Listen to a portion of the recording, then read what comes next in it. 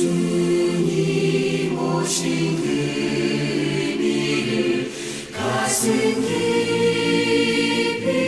새겨서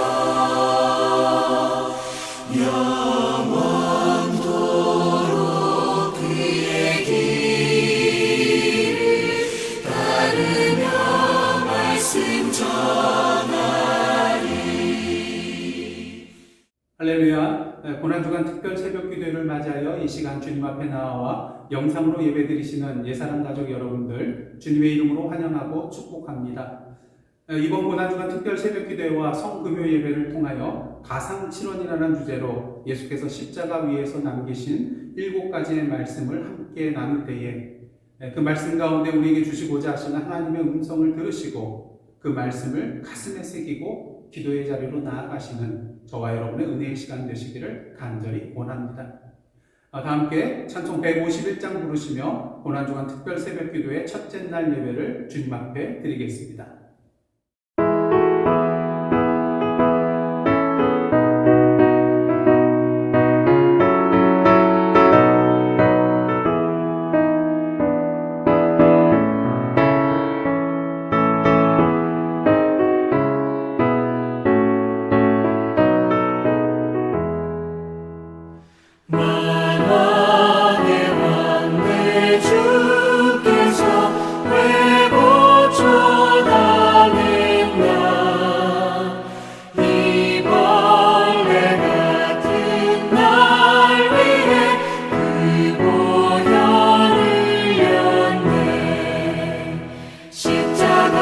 십자가 내가 처음 볼 때에 나의 맘의 큰 고통 사라져 오늘 믿고서 내 눈 밝았네 참 내 기쁨 영원하도다. 주 십자가 못 박힘은 속죄함 아닌가. 그 긍휼함과 그 은혜 말할 수 없도다. 십자가 내가 처음 볼 때에 나의 맘의 큰 고통 사라져 오늘 믿고서 내 눈 밝았네 참 내 기쁨 영원하도다. 늘 울어도 그 큰 은혜 다 갚을 수 없네. 나 주님께 몸 바쳐서 주의 일 힘쓰리. 십자가 내가 처음 볼 때에 나의 맘의 큰 고통 사라져 오늘 믿고서 내 눈 밝았네 참 내 기쁨 영원하도다. 다 함께 기도하시겠습니다. 하나님, 고난주간 특별 새벽 기도의 첫째 날을 맞이하여 주님 앞에 나왔습니다. 이 시간 성령으로 임하여 주시사 정한 마음을 창조하여 주시고 예배 가운데 임하시는 주님의 임재 가운데 모든 성도들이 함께 찬양과 말씀과 기도의 은혜를 더불어 누리는 복된 시간 되게 하여 주옵소서. 이 시간 우리의 마음과 뜻과 정성을 모두어 주님께 예배드립니다. 우리의 예배를 기뻐 받아 주옵소서. 예수님의 이름으로 기도드리옵나이다. 아멘. 오늘 이 아침 저들에게 주신 하나님의 말씀은 누가복음 23장 34절 한 절 말씀입니다. 다 함께 한 목소리로 합독하시겠습니다. 이에 예수께서 이르시되 아버지 저들을 사하여 주옵소서. 자기들이 하는 것을 알지 못함이니이다 하시더라. 아멘. 이는 하나님의 말씀입니다. 지난 3월 31일 전직 대통령 고 전두환 씨의 손자인 전우원 씨가 광주에 있는 국립 5.18 묘지에 가서 참배하고 5.18 유가족과 또 피해자들을 만나서 무릎 꿇고 사죄하는 일이 있었습니다. 그는 자신의 할아버지 전두환 씨가 5.18 학살의 주범이라고 하면서 할아버지를 대신하여 무릎 꿇고 사죄하면서 안내받은 희생자 묘비들을 하나씩 겉옷으로 닦아내는 것을 보게 되었습니다. 또한 자녀를 잃은 어머니들이 앉아있는 곳으로 가서 큰 절을 올리며 용서를 구하였습니다. 감동적이었던 것은 이렇게 자신의 할아버지의 잘못을 대신해서 사죄하는 이 전우원 씨를 희생자 유가족과 피해자들이 따뜻한 손길로 맞아 주었다는 것이죠. 당시 고등학생이었던 아들을 잃었던 한 어머니는 우원 씨의 손을 꼭 붙잡고 울먹이면서 이런 말을 하였습니다. 나이도 어린 사람이 그동안 얼마나 두렵고 힘든 고통의 시간을 보냈을까 가슴이 아프다. 그리고 위로해 주면서 이제는 광주를 제2의 고향처럼 생각하고 자주 오라고 말하였습니다. 참으로 감동적인 참회와 용서가 어우러져 있는 화해의 현장이었던 것입니다. 우리가 인생을 살아가면서 하기 힘든 일 중 가장 힘든 것, 그것이 있다면 무엇일까요? 그것은 바로 용서라고 할 수가 있을 것입니다. 왜냐하면 상대방으로 같은 그런 상처가 있잖아요. 다시 돌이킬 수 없는 그런 부분들이 있잖아요. 그것으로 인하여 지금까지도 계속해서 고통받고 있는 현재 진행형의 아픔들이 있잖아요. 그러기에 용서와 화해의 현장은 언제나 감동적이고 아름다운 것입니다. 그 아픈 상처와 고통을 이겨내고 상대방을 사랑으로 받아들이는 것이니까요. 그러기에 상대방에 대한 진정한 사랑이 없다면 결코 일어날 수 없는 것이 바로 용서인 것입니다. 그 사랑의 용서를 오늘 우리는 본문 속에서 발견하게 됩니다. 오늘 본문의 말씀은 예수께서 십자가에 달리셔서 첫 번째 하신 말씀으로 아버지 하나님께 기도드리는 내용입니다. 아버지, 저들을 사하여 주옵소서. 자기들이 하는 것을 알지 못함이니이다. 여기서 저들은 누구일까요? 1차적으로 예수를 십자가에 못 박도록 음모를 꾸민 자들, 예수를 십자가에 못 박으라고 외친 무리들, 그리고 직접 예수를 십자가에 못 박은 자들이라고 할 수가 있을 것입니다. 하지만 궁극적으로 예수께서 말씀하신 저들은 예수께서 십자가에 달려 돌아가실 수밖에 없게 만든 이 땅의 모든 사람들, 저와 여러분을 포함한 이 세상의 모든 사람들이라고 할 수 있을 것입니다. 예수께서는 어느 한 사람의 죄를 위하여가 아니라 이 세상의 모든 사람의 죄를 위하여, 그 죄를 사하여 주시기 위하여 십자가에 달려 돌아가신 것이기 때문이죠.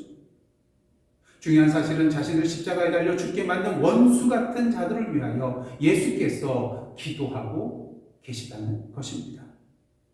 저들의 죄를 사하여달라고요. 그들은 지금 자기들이 무엇을 하고 있는지 모른다고요.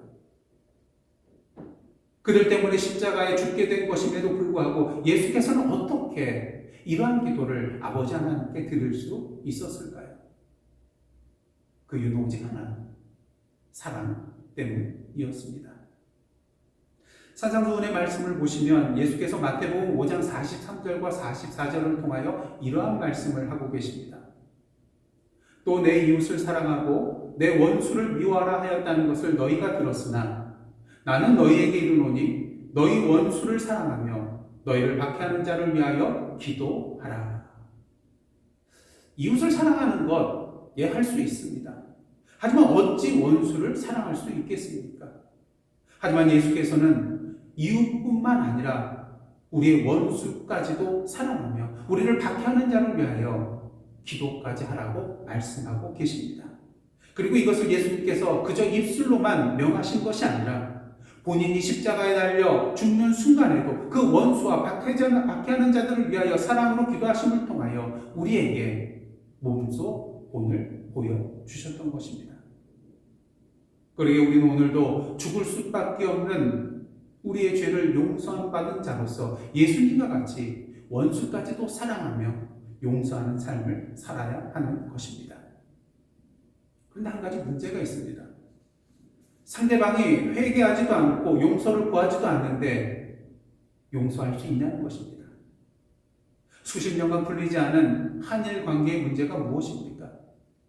일본이 우리나라에 대해 저질렀던 만행에 대하여 진심으로 뉘우치지도 않고 용서를 구하고 있지도 않기 때문인 것이죠. 예, 그렇습니다. 참여하지 않고 용서를 구하지도 않는 사람을 향하여서 용서하는 것, 이것이 맞는 일일까요? 좀 생각해 봐야 될 문제라고 생각이 됩니다. 하지만 예수님의 기도를 잘 보시기를 원합니다. 아버지 하나님께 저들을 사하여 달라고 기도하는 것은 이미 예수께서는 그들을 용서하셨다는 것입니다. 특히 아버지 하나님께서 자신의 독생자 아들 예수 그리스도를 이 땅에 보내신 것은 이미 이 세상 사람들의 죄를 용서해 주시고자 작정하셨음을 의미하는 것입니다. 그렇게 집 나갔다 돌아온 둘째 아들의 비유를 보시면 어떻습니까? 집 나간 둘째 아들이 회개하고 돌아오기 전에 이미 아버지가 그 아들을 용서하고 그 아들이 뉘우치고 다시 집으로 돌아오기만을 기다리고 있었다는 것, 우리는 발견하게 되는 것입니다. 예, 우리 아버지 하나님께서는 오늘도 이미 이 세상을 향하여서 용서를 선포하시고 우리가 돌아오기만을 기다리고 계시는 분이신 것이죠. 예수 그리스도께서는 십자가의 고난의 길을 걸어가심으로 이미 이 세상을 향하여 용서의 길을 열어 놓으셨던 것입니다. 다만 그 용서가 실제로 우리의 현실이 되기 위해서는 우리가 우리의 죄를 깨닫고 회개하며 주님 앞에 나아갈 때인 것이죠. 만약 우리가 회개하지 않는다면 우리를 향한 주님의 용서가 우리의 현실이 되지 못하고 우리는 영원한 멸망의 저주의 심판의 자리에 놓이게 되는 것입니다. 그런 의미에서 우리는 오늘도 상대방을 향하여 주님의 사랑으로 용서를 선포하며 나아가야 합니다. 그들이 참된 뉘우침과 회개함으로 돌아와 그 용서가 온전히 현실이 되어지기를 기다리면서 말이죠. 사실 죽을 수밖에 없는 우리의 죄를 용서받은 자로서 용서하지 못할 죄가 어디 있겠습니까? 1만 달란트 빚졌던 것을 탕감받은 자로서 100데나리온 빚진 자를 탕감해주지 못할 이유가 어디 있겠냐는 것입니다. 오늘도 그러게 우리는 예수님의 사랑의 마음을 가지고 우리에게 원수된 자, 우리에게 잘못한 자들을 그들의 연약함과 부족함, 이것을 오히려 긍휼히 여기며 사도 바울의 말처럼 선으로 악을 이기는 길로 나아가야 할 것입니다. 상대방이 우리의 사랑의 용서로 말미암아 자신을 부끄러워하며 회개하는 상대방의 머리에 숯불을 올려놓는 사랑을 실천하며 나아가야 할 것입니다. 누군가 말할 수 있습니다. 그런 일은 예수님이나 하실 수 있는 것 아니냐고요. 사도행전 7장을 보시면 스데반 집사의 순교의 장면이 나오는 것을 보게 됩니다. 사람들이 그를 돌로 칠 때에 스데반 집사가 돌에 맞아 죽어가며 부르짖으며 이러한 기도를 올리고 있는 것을 보게 되죠. 사도행전 7장 59절 60절입니다. 그들이 돌로 스데반을 치니 스데반이 부르짖어 이르되 주 예수여 내 영혼을 받으시옵소서 하고 무릎을 꿇고 크게 불러 이르되 주여 이 죄를 그들에게 돌리지 마옵소서. 이 말을 하고 자니라. 여러분, 이 스데반 집사님의 모습 속에서 누구의 모습을 보게 됩니까? 예, 그렇습니다. 바로 예수 그리스도의 모습을 보게 됩니다. 이 세상에서 가장 강한 사람은 누구일까요? 세상의 힘과 권력을 모두 손에 쥐고 있는 사람일까요? 아니요. 세상에서 가장 강한 사람은 원수까지도 용서할 수 있는 사랑을 가진 사람이라고 말할 수 있을 것입니다.